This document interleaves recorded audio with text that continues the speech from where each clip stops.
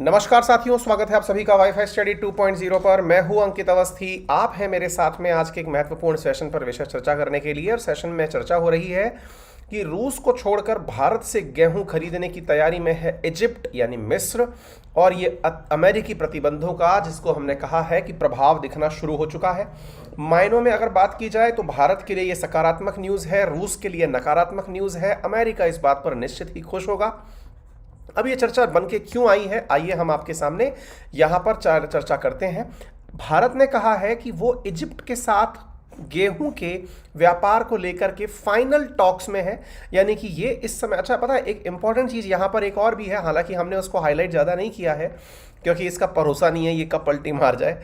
China जैसे और भी बहुत सारे देश हैं जो हमारे साथ में गेहूं परचेज करने के लिए लगातार बातचीत में टिके हुए हैं। भारत से सामान परचेज करते समय गेहूं का बहुत बड़ा महत्व है और इस स्थिति में भारत को ध्यान में रख रहे हैं ये दो देश। हमने लेकिन इजिप्ट को ही आपके थंबनेल में डलवाया, हमने क्या पता बाद में ये पलट जाए, फिर खामखा न्यूज़ खराब जाए। फिलहाल के लिए अगर आपके सामने एक न्यूज़ हम दिखाएं जहां से ये न्यूज़ निकल करके आई है, तो पीआईबी के द्वारा ये प्रदर्शित की गई न्यूज़ है, इसे आप जरूर देखें। इस न्यूज़ में मेंशन क्या है जरा इसे देखिए। साथियों, आप सभी को मालूम होना चाहिए भारत की तरफ से जितने भी एग्रीकल्चरल प्रोडक्ट हैं उनके एक्सपोर्ट की जो जिम्मेदारी रखता है उसका नाम अपेडा है। ये एक संगठन है। इसके द्वारा अपनी एक सूचना आज जगजाहिर की गई। जगजाहिर सूचना में कहा गया कि भारत ने हाल ही में अपने गेहूं निर्यात में एक जबरदस्त वृद्धि दर्ज की है। कितनी जबरदस्त वृद्धि दर्ज की है? हमने अपना गेहूं का एक्सपोर्ट 387% बढ़ा दिया है। हमारा जो वैल्यू के हिसाब से अगर हम बात करें तो भारत को इस बार 1742 मिलियन डॉलर जो है वो गेहूं बेच करके धन प्राप्त हुआ है। ये तो हमने न्यूज़ निकाली है। और साथ में हमने ये भी कहा कि मिनिस्ट्री ऑफ कॉमर्स और इंडस्ट्री जो है ये वर्तमान में बात कर रही है शिपमेंट्स को कैसे बढ़ाया जाए ग्लोबल सप्लाई चेन में, यानी कि ट्रेन वालों से बात हो रही है, रेलवे मिनिस्ट्री से बात हो रही है, पोर्ट संबंधित जो मिनिस्ट्री है उनसे सबसे बातचीत चल रही है कि भैया Egypt, Turkey, China, Bosnia, Sudan, Nigeria, Iran आदि देश हमसे गेहूं परचेज करना चाहते हैं। आप लोगों की तैयारी क्या है? इसको लेकर के भारत सरकार ने हाल ही में सभी को इसके बारे में अपडेट कराया है। आप यहां पर देख सकते हैं भारत सरकार के द्वारा दिया गया एक डेटा है जिसमें आपको यह साफ पता चल रहा है कि 1742 मिलियन डॉलर का भारत ने व्यापार किया था इस फाइनेंशियल ईयर के अंदर। और यह है लास्ट ईयर से, अगर आप कंपेयर करें 2020-21 से 21-22 के बीच में भारत के अंदर गेहूं निर्यात में रिकॉर्ड वृद्धि दर्ज की गई थी। ये वृद्धि दर्ज की जो सूचना है ये 7 मार्च को निकल के आई है। इससे आप प्राप्त कर सकते हैं कि भारत का जो गेहूं का एक्सपोर्ट है वो बढ़ रहा है। देखिए ये प्राउड की बात है मेरे प्यारे साथियों। आपको मालूम होना चाहिए कि लाल बहादुर शास्त्री, भारत के प्रधानमंत्री, जिन्होंने एक बार ये नारा दिया था कि जय जवान जय किसान, और वो नारा क्यों दिया था? क्योंकि भारत में भोजन के लिए एक वक्त के भोजन की भी कमी हो गई थी।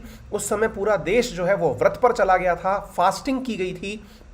हमारा जब युद्ध चल रहा था पाकिस्तान के साथ में तो भारतीय सैनिकों तक खाद्यान्न पहुंचाने के लिए भारतीय किसानों ने, भारतीय परिवारों ने अपने एक वक्त का भोजन भारतीय सेना के लिए एकत्रित किया था। कहा जाता है कि उस समय भारतीय किसानों का और जवानों का मोटिवेशन बनाने के लिए ही भारत में एक नारा दिया गया लाल बहादुर शास्त्री जी के द्वारा, और नारा था जय जवान जय किसान। और उन किसानों ने आज क्या कारनामा कर दिया है आप देख सकते हैं। भारत के लिए गर्व की बात है कि आज हम इतनी बड़ी आबादी रखते हुए, दुनिया की सेकंड लार्जेस्ट आबादी रखते हुए भी हम गेहूं का रिकॉर्ड प्रोडक्शन भी कर रहे हैं और एक्सपोर्ट में भी हमारा जो कारनामा है वो आपके सामने है। यानी किसानों ने भारत का मान हमेशा की तरह इस बार भी बढ़ाया है। मेरे प्यारे साथियों, आप सबको ये पता होना चाहिए कि दुनिया भर के अंदर रूस और यूक्रेन से कितना गेहूं परचेज किया जाता है। मैं आपके सामने कुछ फैक्ट्स शेयर कर रहा हूं, आप उनको देख सकते हैं। 8,140 मिलियन यूएस डॉलर का गेहूं एक्सपोर्ट करता है अकेला रशिया। अगर हम भारत के कंपैरिजन में बात करें तो भारत तुलनात्मक रूप से बहुत कम गेहूं एक्सपोर्ट किया। एक तरह से ये जो फिगर आपने देखा ना 1742, यानी कि एक तरह से ये समझ लीजिए कि आप लगभग 1/5 हिस्सा ही है जो इसका आप एक्सपोर्ट किए हैं। ठीक है, और दूसरा जो दुनिया भर में गेहूं के कटोरे के नाम से विख्यात है उसका नाम है यूक्रेन, जो कि इस समय वॉर क्राइसिस में फंसा हुआ है। दुनिया को इन दोनों से ही गेहूं की उम्मीद थी, और विशेष रूप से इन दोनों से गेहूं खरीदने वाले देश कौन थे? इजिप्ट था, यमन था, टर्की था, बांग्लादेश था, इंडोनेशिया, नाइजीरिया, ट्यूनीशिया, ये देश इसके प्रमुख आयातक देश हुआ करते थे। अब विचार करिए, यूक्रेन के साथ तो इस समय मतलब पूरी तरह से व्यापार युद्ध के कारण ठप है, और रशिया को वैसे ही आइसोलेट कर दिया गया है दुनियादारी के द्वारा।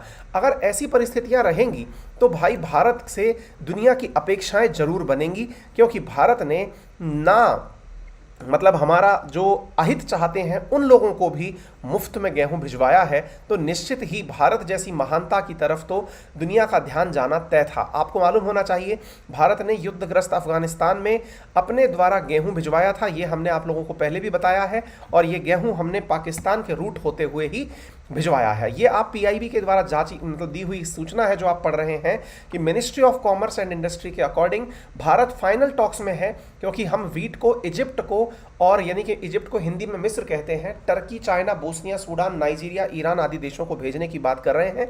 ये आपके सामने सुर्खियां हैं जो हम आपको पढ़ करके सुना रहे हैं।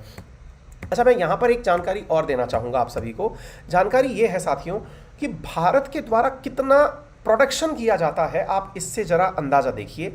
भारत जो है ना, अगर हम माने कि कुल कितना प्रोडक्शन किया जाता है इंडिया के द्वारा, तो वर्ल्ड में टॉप प्रोड्यूसर्स में है हम गेहूं के मामले में। यानी कि हमारे द्वारा जो गेहूं का प्रोडक्शन होता है, यह आप देख सकते हैं कि हम दुनिया में सेकंड लार्जेस्ट गेहूं प्रोडक्शन करते हैं। आप जरा फैक्ट पर नज़र डालें, यानी कि दुनिया भर में जो कुल गेहूं पैदा होता है ना, उसका 14.5% के आसपास जो है वो भारत अकेला पैदा करता है।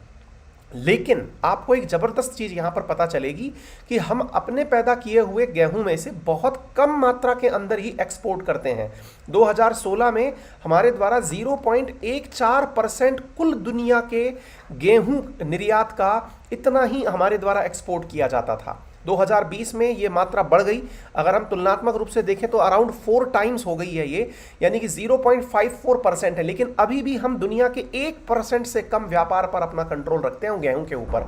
जहां हम 15% के आसपास पैदा करते हैं, वहां हम 1% के आसपास व्यापार में भागीदारी रखते हैं। अब आप पूछेंगे इसके पीछे का क्या कारण है? बेटा, इसके पीछे का कारण ये है क्योंकि हमारे द्वारा जो गेहूं का प्रोडक्शन हो रहा है वो विशेष रूप से उत्तर प्रदेश, पंजाब, हरियाणा, मध्य प्रदेश, राजस्थान, बिहार, गुजरात में हो रहा है, लेकिन यहां पर उसका कंजप्शन भी उसी लेवल पर होता है। यानी हम अपने भोजन के रूप में गेहूं का उपयोग बहुत ज़्यादा करते हैं। मेरे तमाम साथी जो मुझे मैसेजेस लिख के भेज रहे हैं आरएनए के बारे में, उन सभी के साथ में मैं सूचना साझा करना चाहूँगा। मैंने अपनी टीम को इंस्ट्रक्शन दे दिया है, ईश्वर ने चाहा तो कल रात को इसी समय पर आप लोगों का आरएनए का सेशन लिया जाएगा। हालांकि मैं ये आश्वस्त तो नहीं कर पाऊँगा कि ये रेगुलर होगा, लेकिन हाँ, वीक में रेगुलर या इंटरवल पर करने की मैं कोशिश करूंगा। हर एक दिन छोड़ के एक दिन करने की पूरी कोशिश करूंगा। आप सभी अपने अन्य मित्रों को शेयर कर दें इस जानकारी को। हम पूरी कोशिश कर रहे हैं, आप सभी की डिमांड्स को देखते हुए मैं आप लोगों के लिए कल जो है ना वो आरएनए को इसी सेशन के समय पर लेके आने की पूरी तैयारी में अपनी टीम को ऑलरेडी इंस्ट्रक्शंस दे चुका हूं। आप परेशान ना हो, मुझे आप सबके मैसेजेस मिल रहे हैं। बहुत खुशनसीबी है हमारे लिए, क्योंकि हाल ही में जितने भी एग्जाम हुए हैं, जैसे आज Rajasthan public service commission RPSC का आरएएस का एग्जाम था मेंस का, उस मेंस के एग्जाम में सेकंड पेपर में हमारी क्लास से एज इट इज उठ के बहुत सारे प्रश्न आए हैं। क्रिप्टो करेंसी के बारे में एज इट इज सवाल पूछे गए हैं, जो कि हमारा बहुत ही हॉट टाइटल रहा है। हमने जिस टाइटल के बारे में बहुत डिस्कशन किया है, और भी बहुत से ऐसे विषय जो हमारी आरएनए में डिस्कस किए जाते थे वो आए हैं। इसलिए आप सबसे निवेदन है कि आप इस चीज़ को जल्दी से शेयर कर दें अपने सभी साथियों के साथ में। आगे बढ़ते हैं। तो दुनिया भर के देश जो है वो भारत से चाहते हैं कि वो गेहूं को प्राप्त करें, तो भारत जो है वो इजिप्ट को गेहूं भेजने की तैयारी में है। इसी के साथ साथ हम अन्य जो देश हैं हमारे साथ में, चाहे वो अफ्रीकी हों, चाहे वो यूरोपियन देश हों, हम उन सभी देशों को अपने द्वारा गेहूं एक्सपोर्ट करने के लिए मतलब एक तरह से समझिए कि मिनिस्ट्री के माध्यम से इंफॉर्मेशन भिजवा चुके हैं। आप इस चीज़ के बारे में पूरी तरह से आश्वस्त रहिए कि भारत जो है वो एक्सपोर्ट करने वाला है। अब आप सवाल पूछेंगे कि सर मान लिया एक्सपोर्ट करता है भारत, लेकिन ये बताइए कि हम भले ही 0.5% ही दुनिया का एक्सपोर्ट करते हों, लेकिन उसमें भी हम करते किसको हैं? तो हमारा सबसे ज़्यादा जो गेहूं एक्सपोर्ट होता है ना, वो बांग्लादेश को होता है। यानी कि हमारे कुल गेहूं का, मान लीजिए हमने 100 किलो गेहूं बाहर भेजा, तो उसमें से 54 किलो जो है ना, 54 केजी, वो अकेले बांग्लादेश को जाता है। फिर यमन, अफगानिस्तान, कतर और इंडोनेशिया को जाता है। यानी एक प्रकार से हम अपना जो गेहूं है वो केवल आसपास के क्षेत्रों में ही भेज पाते हैं, किसी और को हम नहीं भेज पाते। साथियों, इसके अलावा एक जानकारी और प्राप्त करिए। हाल ही में भारत सरकार ने अपनी रेलवे से कहा है कि अगर हमें अब दूर रेल वो भेजना पड़े तो रेल की कनेक्टिविटी शानदार रहे, पोर्ट की कनेक्टिविटी शानदार रहे, ताकि हम दूरस्थ क्षेत्रों में भी गेहूं का निर्यात कर पाएं। साथियों, आपके सामने एक महत्वपूर्ण जानकारी और मिल जानी चाहिए। जानकारी ये है कि भारत अपने कुल एक्सपोर्ट का, मान लीजिए कि हम अपने 1700 करोड़ का अगर हम गेहूं, 1700 मिलियन डॉलर का गेहूं बेच रहे हैं, तो बांग्लादेश सबसे ज़्यादा हमसे गेहूं मंगाता है।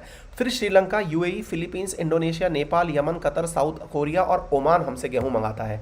वहीं पर अगर हम बात करें कि भारत ने जो गेहूं का प्रोडक्शन किया है, वो प्रोडक्शन जो है वो तो बढ़ा ही है, हमारा एक्सपोर्ट भी निरंतर बढ़ता जा रहा है। ये भारत के लिए अपेडा की एक जीत के रूप में आप इसे कंसीडर कर सकते हैं। ये आपको समझ में आना चाहिए। अच्छा, मैं एक जानकारी और आपको देता हूं। दुनिया में गेहूं का सबसे ज्यादा प्रोडक्शन कौन से देश करते हैं? तो साथियों, अगर टॉप 4 देशों की हम बात करें तो रशिया, अमेरिका, कनाडा, फ्रांस और उसके अलावा यूक्रेन, यानी कि गेहूं का कटोरे के रूप में जाना जाता है यूक्रेन को साथियों, है ना। तो टॉप 5 देशों में यूक्रेन भी शामिल है। अगर हम आंकड़ों के लिहाज से बात करें 2021-22 के अंदर, तो वर्ल्ड के एक्सपोर्ट में गेहूं के निर्यात में यूक्रेन का दुनिया में तीसरा हिस्सा था। यानी कि 1/3 जो गेहूं है ना, वो इसके द्वारा भेजा गया है। यानी कि थर्ड जो हिस्सा है वो इसका था। बाजरा के अंदर यूक्रेन का बहुत तगड़ा हिस्सा है। कॉर्न के अंदर चौथे नंबर पर है। सनफ्लावर ऑयल में तो एक छत्र राज है यूक्रेन का। और चूंकि वही अब इस समय युद्ध की स्थिति में फंसा है, तो दुनिया की उम्मीदें इस समय भारत से हैं। निश्चित ही भारत यूक्रेन से जो परेशान, या फिर रशिया के युद्ध से जो परेशान लोग चल रहे हैं, उन तक गेहूं का निर्यात बढ़ाएगा और निश्चित ही इस चीज़ को आगे लेके जाएगा। अब हम आपको बता दें कि भारत में निर्यात की ये सारी गतिविधियां कौन मेंटेन करता है, तो वो मैं आप लोगों को बता दूं कि agriculture and processed food product export development authority, जिसे आप अपेडा के नाम से जानते हैं, उसके द्वारा भारत का ये तमाम जो कृषि प्रोडक्ट्स हैं, इनकी रेंजिंग की जाती है। इनके भेजने के तमाम कार्य इनके द्वारा किए जाते हैं। एक आकलन माना जाता है कि दुनिया भर में गेहूं का जो मार्केट है वो 2027 तक 218.9 बिलियन डॉलर का हो जाएगा। यूं समझिए कि भारत का जो चीन से व्यापार है, उसका लगभग 3 गुना जो व्यापार है ना, वो दुनिया भर को गेहूं के व्यापार के रूप में दिखाई देगा आने वाले 5 सालों के भीतर भीतर। फिलहाल के लिए इतना ही। यदि आपको ये जानकारी पसंद आई हो तो अपने सभी साथियों से इसे जरूर शेयर करें। मेरा रेफरल कोड है अंकित 10, जिसका यूज करके आप अनअकैडमी पर 10% डिस्काउंट प्राप्त कर सकते हैं on all Unacademy subscriptions. Unacademy पर 27 मार्च को होने जा रही है एक चैंपियनशिप। यूपीएससी मेंस क्वालिफाई कर चुके विद्यार्थियों के लिए फ्री चल रही है इंटरव्यू की क्लासेस, जिसमें कि देश भर के टॉप ब्यूरोक्रेट्स आपका इंटरव्यू प्रिपरेशन करवाएंगे। अनअकैडमी की प्रीलिम्स और सीसेट की टेस्ट सीरीज आप लोगों के लिए अवेलेबल है।